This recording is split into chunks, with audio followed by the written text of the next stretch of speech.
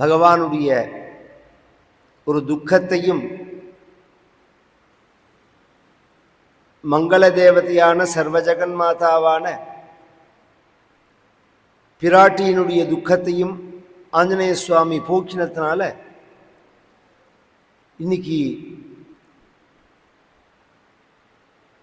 சர்வ மதஸ்தர்களாலையும் சமமா ஆராதிக்கப்படுகின்ற ஒரு தெய்வமாக ஆஞ்சநேயர் இருக்கார். அம்பாள், பிள்ளையார், இதுக்கு அடுத்தது எல்லாரும் பொதுவா பூஜை பண்றது யாருன்னா ஆஞ்சநேயர் தான். அது சிவங்கோவிலா இருந்தாலும் ஒரு செவத்தில் ஆஞ்சநேயர் இருந்தார்னா அவரை கூட ஜனங்கள் விட்டு வைக்காது. மேலே வெண்ணெயை தடவி சிந்தூரத்தை தடவி, ஏன்னா காரிய சித்திங்கிறதுக்காக. சீதா பிராட்டியே ஆஞ்சநேயரை பிரார்த்திக்கிறார். யதாசச்ச மகாபாகு மாந்தாரயதி ராகவ அஸ்மாத் துக்காம்பு சம்ரோதா தொம் சமாதாத்துமருகசி. நீ எப்படி சொன்னா இந்த துக்கத்திலேருந்து நான் வெளியில வருவேனோ அப்படி சொல்லி ராமன்ட்ட என்னை இந்த கஷ்டத்திலேருந்து நீ வெளியில வரவழைக்கணும் அப்படிங்கிறாள் சீதை. அபூர்வமான ஸ்லோகம் இது சுந்தரகாண்டத்தில். எல்லாருமே பிரார்த்திச்சுக்க வேண்டிய ஸ்லோகம். என்னை இந்த கஷ்டத்திலேருந்து வெளியில கொண்டு வரணும் ஆஞ்சநேயா, எப்படி சொன்னா ராமர்கிட்ட உடனே என்னை இந்த கஷ்டத்திலேருந்து ராமர் வெளியில கொண்டு வரோம் அப்படி சொல்லு அப்படிங்கிறார். வாலி வதமான உடனே சுக்ரீவ பட்டாபிஷேகமாச்சு. கொஞ்சம் மழை காலம், குரங்குகளும் வரத்துக்கு லேட்டாச்சு. அப்புறம் சுக்ரீவன் எல்லா குரங்குகளையும் அழைச்சின்னு வந்து வானரங்களை 4ஆ பிரிச்சுட்டான், 4 திக்கில் போறதுக்காக. பிரிச்சு இந்த வேர்ல்டு வைஸ் மேப் போட்டு காமிக்கிறான், எந்தெந்த இடத்துல என்னென்ன இருக்கு. ஏன்னா மேக்சிமம் நம்ம பெரும்பகுதி பூமியில ஒன்னா இருக்கு. 7 கண்டமா இந்த பூமி இருக்கு. சப்தத்வீபா வசுமதி சசைல வனகானனா அப்படின்னு நம்மளுடைய இதிகாச புராணங்கள் எத்தனையோ 1000 வருஷம் முன்னாடி சொன்ன விஷயம். இத நம்ம அந்த பாஷையில சொல்லாதனால எவனோ கண்டுபிடிச்சாலாம் சொல்ல முடியாது. பூகோளம்ங்கிறோம், பிரம்மாண்டம்ங்கிறோம். அண்டம்னு சொன்னாலே எக்குன்னு அர்த்தம். எக்கோட ஷேப்பு ரவுண்டா இருக்காது, அது மாதிரி தான் இருக்கும் பூமியோட இதுவே. அது மாதிரி இந்த பூமியில என்ன இருக்குங்கிறதெல்லாமும் சொல்லியிருக்கான். 7 வகையான 7 வகையான துவீபங்கள் இருக்கு இந்த பூமியில.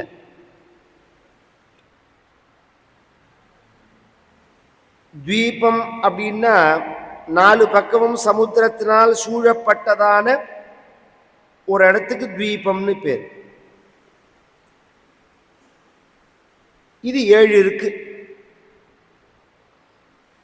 இத கண்டம், ஏசியா, ஐரோப்பா, ஆப்பிரிக்கா, ஆஸ்திரேலியா அப்படிலாம் சொல்ற பத்தியில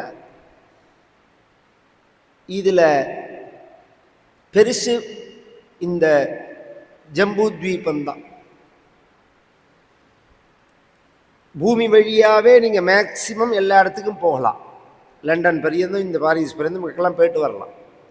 சைனா, ரஷ்யா, இந்த பக்கங்கள். இந்த பக்கம் கீழே இறங்கினா தாய்லாந்து, மலேசியா பரியந்தம் போறான். சிங்கப்பூர் தான் போக முடியாது. இத்தனையும் மேப்பு போட்டு காமிக்கிறான் சுக்ரீவன். எந்த இடத்துல என்ன ஊர் இருக்கு, என்ன நதி இருக்கு, என்ன மலை இருக்கு, எல்லாத்தையும் சொல்றான். உனக்கு எப்படி தெரியும்னு கேட்டான்.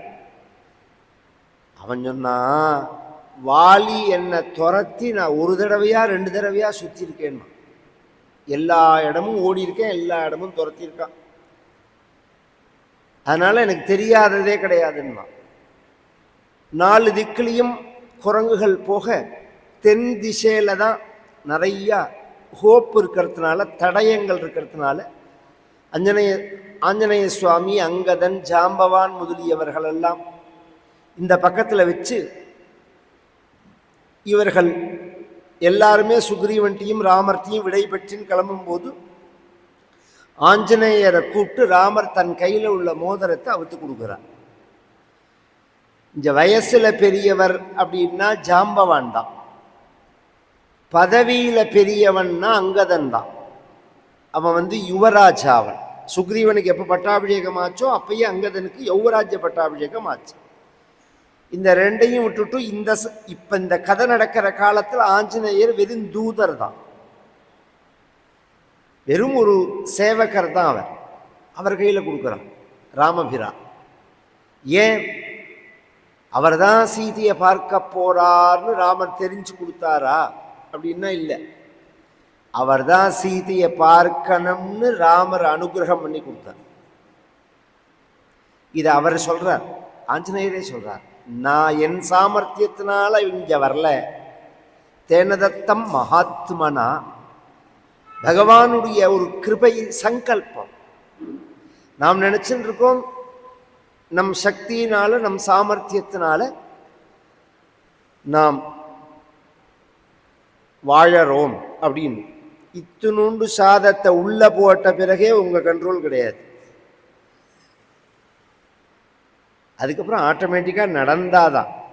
இப்படி உள்ள இறங்குற சாதம் ஒரு 10 செகண்ட் இந்த இடத்துல ரெஸ்ட் எடுத்துக்கணும்னு தீர்மானம் பண்ணினா தத்விஷ்ணோ பரமம் பதம்தான். என்ன யார் கையில் இருக்கு? எத்தனை பேரை பார்க்குறோம்? ஒரு செகண்ட். அதனால அந்தர்யாமியா பகவான் இருந்து நடத்துறான். சர்வத்துக்கும் சக்தி அவன் தான். சங்கல்பம் அவனோடது கிடையாது, சங்கல்பம் நம்மளோடது, சக்தி அவனோடது. இந்த இது இருக்கு, லைட் இருக்கு, இது உள்ளேயும் கரண்ட் போகிறது, அந்த ஃபேன் உள்ளேயும் கரண்ட் போகிறது, இந்த மைக் உள்ளேயும் கரண்ட் போகிறது. கரண்ட் இல்லாமல் இதெல்லாம் வேலை செய்யாது. இது சுத்தணும்னோ அது எரியணும்னோ தீர்மானம் பண்ணுறது கரண்ட் இல்லை, அதில் உள்ள ப்ரோக்ராம். அது மாதிரி உங்க மனசுல உள்ள சங்கல்பத்துக்கு கரண்ட் மாதிரி இருக்கான் பகவான். அவன் இல்லாம இது நடக்காது. அதுதான் விஷயம். பகவானை பிரார்த்திச்சுண்டு ஆஞ்சநேய சுவாமி கிளம்பி எல்லா குரங்குகளே தென் திசை இந்த சமுத்திரத்துக்கிட்ட நாகர்கோவில் கிட்ட வரது. மகேந்திர பர்வதம்னு பேர். அது அந்த இடத்துக்கு வந்த உடனே எல்லாம் ஓஞ்சி போயிடுது. இதுக்கப்புறம் சமுத்திரம். இந்த ஸ்ரீலங்காங்கிறது 6 தீவுகள். அது இப்போ ஒன்றா எடுத்தது. முதல்ல 6 தீவு. அது ஆரம்ப காலத்தில் ஃபஸ்ட்டு அங்கே குடியிருந்தது குபேரன் தான். அதனால தான் ஸ்ரீலங்கான்னு பேர். அது உலகத்தில் எந்த நாட்டுக்கும் ஸ்ரீங்கிற பெயர் கிடையாது. இதுலேருந்தே எவ்வளோ பெரிய ஒரு தொன்மையான ஒரு மதம், புராணம், சமூகம், நம் தேசம்ங்கிறது புரியும். ஒரு நாட்டுக்கு பெயரை இப்போ ஹிந்து மதம்ங்கிறது கூட பின்னாடி வந்தது. இதுக்கு பாரதம்னு தான் பெயர். பாரதேபி அஸ்மின் வருஷே. சுதந்திரத்துக்கு முன்னாடி பாடின நம்ம பாரதியார் கூட எங்கள் நாடு பாரத நாடு அப்படின்னு தான் சொல்றார். அது மாதிரி ஒவ்வொரு நாட்டுக்கும் பெயர் இருக்கு. பாகவதத்தில் நல்லா விஸ்தாரமாகவே இருக்கு. அந்த ஸ்ரீலங்காங்கிறது அப்படியே இருக்கு. சிம்ஹலம்னு பேர். அதுக்கு பின்னாடி சொல்றது சிம்ஹலம்ங்கிறது சிங்களம்னு மாறினது. ஒரிஜினலாக அந்த தொகுப்புக்கு ஸ்ரீலங்கான்னு பேர் வருவானேன்னா குபேரனோட இடம். அது இப்பயே வாஸ்து பார்க்கறதே குபேரனோட திசை எது? நார்த்து ஈஸ்ட் தானே? அப்படி தானே சொல்கிறோம்? அப்படி கிடையாது, சவுத்து வெஸ்ட் தான். சவுத்து வெஸ்ட் தான் குபேரனோட. இவன் பயந்துன்னு அங்கே போனானே தவிர அவனோட இடம் இதுதான். இவன் ராவணனோட தொந்தரவு தாங்காமல் பயந்துன்னு இப்போ எப்படி பங்களாதேஷ் ஓனர் நம்ம நாட்டில் வந்து உட்காந்துருக்காலோ அது மாதிரி பயந்துன்னு ஓடினவன் இவன். ஒரிஜினலாக அவனுடைய இடம் அதுதான். அந்த தீவுகளுக்கு சமுத்திரம் தாண்டி தான் போகணும். இதுக்கு மேலே சமுத்திரத்தெல்லாம் தாண்ட முடியாது. திரும்பி போகிறதுக்கும் டைம் கிடையாது. ஏன்னா அவன் ஒரு கெடு விதிச்சிருக்கான் சுக்ரீவன், 1 மாதம்தான். என்ன பண்ணுறதுங்கிற சமயத்தில் ஒன்னொன்று ராமாயணத்தை சொல்லி வருத்தப்பட்டது. ராமாயணத்தை சொல்லி சந்தோஷப்படுவா, ராமாயணத்தை சொல்லி வருத்தப்படுவாளோ? வருத்தப்பட்டது. என்ன சொல்லி வருத்தப்பட்டதுன்னா, ஒரு குரங்கு சொன்னது 60,000 வருஷம் குழந்தை இல்லாமல் இருந்த தசரதனுக்கு சொச்ச காலமும் குழந்தை இல்லாமல் இருக்கக்கூடாதான்னு. அது ஒரு குழந்தை பிறந்ததுனால தானே இப்போ நாம் வந்து இங்கே நிற்கிறோம். குழந்தையே பிறக்காமல் இருந்திருந்தா. இன்னொரு குரங்கு சொன்னது, அதை விடு, வெச்ச தேதியில் பட்டாபிஷேகம் நடந்திருக்க கூடாதான்னு. பட்டாபிஷேகம் நின்று போனதுனால தானே ராமர் காட்டுக்கு வந்தது. குழந்தை பிறந்த கதையை சொன்னால் பாலகாண்டம் ஆயிடுத்து, பட்டாபிஷேக கதையை சொன்னால் அயோத்தியா காண்டமாச்சு. அதுக்கடுத்தது ஒரு குரங்கு சொன்னது, காட்டுக்கு போகணும்னு காட்டுக்கு வந்த ராமன் இப்படி அந்த பார்டரில் இருந்துட்டு போகக்கூடாதா? இன்டீரியரா அவரை யார் வர சொன்னார்? இவர் உள்ளுக்குள்ளே வந்ததுனால தானே ராட்சசாலோட சண்டை ஏற்பட்டது, நம்ம பிராணம் போகிறது அப்படின்னு ஆரண்ய காண்டம் ஆயிடுச்சு. காட்டுக்கு வரட்டும், உள்ளே வந்து தங்கட்டும், ராட்சசாலோட சண்டை போடட்டும், பொண்டாட்டியை தூக்கின்னு போகட்டும், அதெல்லாம் அவன் பிரச்சனை, நம்ம பிரச்சனை கிடையாது. தேடின்னு வந்த ராமர் கிஷ்கிந்தைக்குள்ள வராம பைபாஸ் வழியா பெருக்கக்கூடாதான்னு.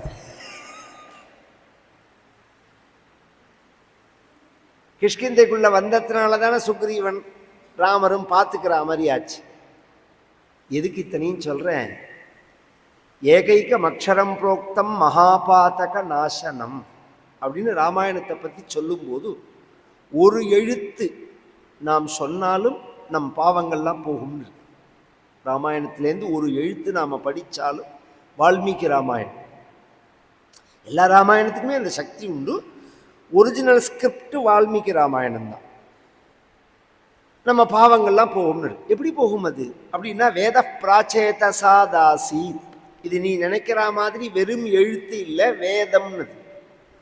வேதத்தையே உல்டாவா பண்ணி இஞ்ச ராமாயணமா கொண்டு வந்திருக்காரே தவிர அந்த சப்தங்கள்லாம் வேத சப்தங்களே. அது இந்த குரங்குகள் அது ராமாயணத்தை சொன்னா, ராமாயணத்தை படிச்சா நம்ம பாவங்கள்லாம் போகும், கஷ்டங்கள்லாம் போகுங்கிறதுக்கு ராமாயணத்தை தாண்டி இன்னொரு கதையிலேருந்து ஒரு திருஷ்டாந்தம், உவமை சொல்ல வேண்டாம், ராமாயணத்துக்குள்ளேயே இருக்கு.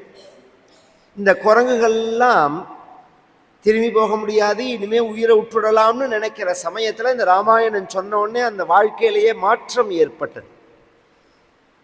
இதை பக்கத்தில் சம்பாத்தின்னு ஒரு கழுகு, அது ரெக்கை இல்லாமல் எரிஞ்சு கிடக்குது. ரெக்கை இல்லாமல் நிலையில இருக்கு, உயிரோடு இருக்கு. அந்த கழுகு இதுகிட்ட வந்த உடனே இந்த குரங்குகள் சொன்னது, பாரு இதுவும் கழுகு, ஜட்டாயுவும் கழுகு, அது ராமனுக்காக உயிரை விட்டுது, இது நம்மளை சாப்பிட வருது அப்படின்ன ஒன்று. அனாவசியமாக பேசக்கூடாது பொதுவாகவே. ஆனால் பேச வேண்டிய இடத்துல பேசாமல் இருந்தால் அவன் முட்டாளவன். எந்த சந்தர்ப்பத்தில் எது நம்மளை காப்பாற்றும்னு நமக்கே தெரியாது.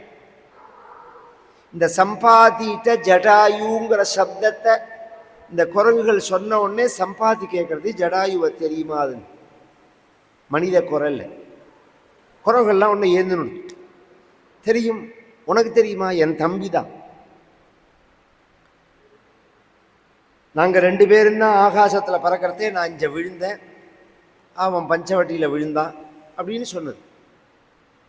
அவன் உயிர் பெடுத்தான்னது, ஆமான்னது. என்னை தூக்கி கொண்டு சமுத்திரத்தில் ஸ்நானம் பண்ணி வைக்கிறியான்னு கேட்டது. ஏன்னா என் தம்பிக்கு நான் தர்ப்பணம் பண்ணணும். பொதுவாக உலகம் முழுக்க எத்தனையோ உயிரினங்கள் இருக்கு, ஜீவராசிகள். அதனுடைய லைஃப்பை பற்றி ரிசர்ச் பண்ணுறோம் நாம். நிறையா நேஷனல் ஜியாகிரபி சேனல்லேருந்து ஆரம்பித்து எத்தனையோ சேனல்கள்லாம் பார்த்தேன்னா 24 மணி நேரமும் அகோராத்திர பிரயோகமாக அது ஓடிண்டே இருக்கும். அது போகிறது வர்றது வாழறது. ஆனால் அதை பற்றின ஒரு ரிசல்ட் இருக்கு பாருங்க. இது இப்படி தன்மை உடையது, இது இப்படி இருக்கும், இதோட சுபாவம் இப்படி. அது நாம் சொல்கிறது 100% கிடையாது. ஏன்னா இது அத்தனையுமே ஒன் சைடு ரிசர்ச் தான். கொஞ்சம் கவனிச்சு கேளுங்க. ஜூல போய் சிங்கத்தை பார்க்குறோம், பெருசா அஜானுபாகுவா அப்படி கம்பீரமாக இருக்கு. ஐயோ சிங்கம் அப்படின்னு பயப்படுறோம். நாம் சிங்கத்தை பார்த்தா ஐயோ சிங்கம்ங்கிறோம். அது நம்மளை பார்த்து என்ன நினைக்கிறதுன்னு நமக்கு எப்படி தெரியும்? அந்த சைடு அப்படியே இருக்கு. அது நம்மளை பார்த்து என்ன நினைக்கிறதுன்னு எப்படி தெரிஞ்சுக்கிறது? அப்போ ஆனால் இதுதான் ரிசர்ச்சில் மகரிஷிகளோட ஒரு ஞானம் எப்பேற்பட்டதுன்னா ஹிருதயத்தில் போய் கேட்ச் பண்ண முடியும். அவளுக்கு 3 டைமென்ஷன் இல்லை, ஃபுல் டைமென்ஷன் அவளோடது அந்த பார்வைங்கிறது. அப்போ என்ன ஆகும்னா மிருகங்களுடைய பாஷைகள்லாம் புரியும். பொதுவாக நாம் பேசலேங்கிறதுக்காக அதுக்கு பேச்சு கிடையாதுன்னு நினைக்க வேண்டாம். 4 வகையான மொழி இருக்குன்னு வேதம் சொல்றது. சத்வாரி வாக் பரிமிதா பதானி தானி விதுர் பிராமணா ஏம நீஷினா குஹாத்ரி நினிஹிதா நேங்கயந்தி துரியம் வாச்சோ மனுஷ்யா வதந்தி. 4வது நிலை ஸ்டேஜில் தான் மனிதன் பேசுகிற பாஷைங்கிறது. அதுக்கு முன்னாடி 3 ஸ்டேஜ் இருக்கு. அது அவ்வளோ சுலபம் இல்லை. எறும்பும் பேசிக்கும். வரிசையா செவத்தில் இப்போதான் எல்லாத்தையும் கொண்டு புதைச்சிட்டோமே.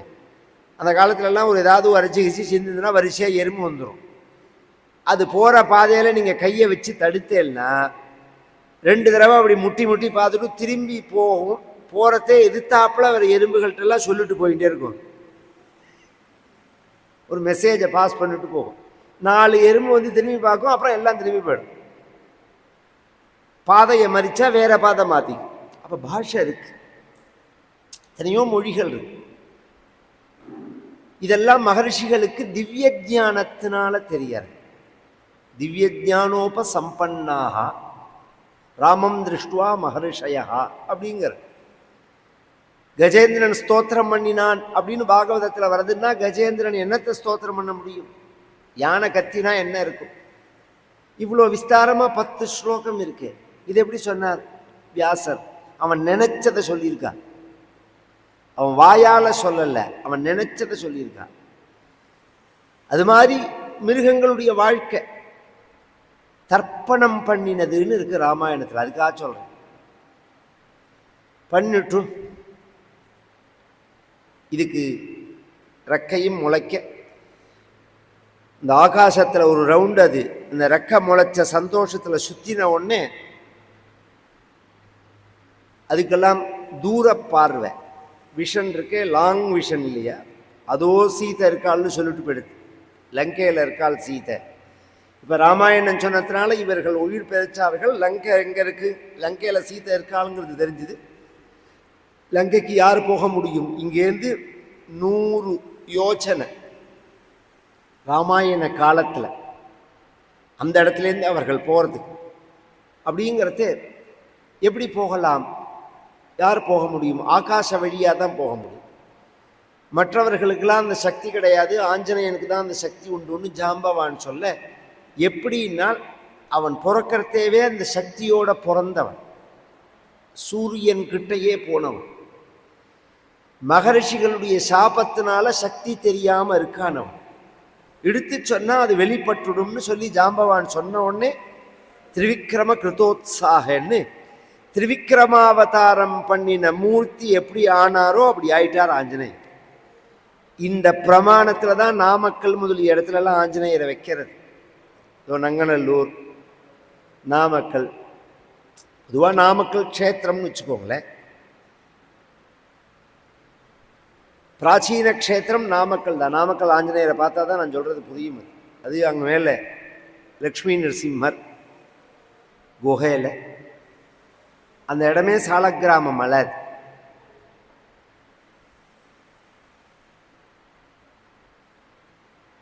ஆஞ்சநேயர் மனசுனால லங்கைக்கு போகிறதாக தீர்மானம் பண்ணினார்னு கிஷ்கிந்தா காண்டத்தை முடிச்சுட்டு சுந்தரகாண்டம் ஆரம்பிக்கிறார்.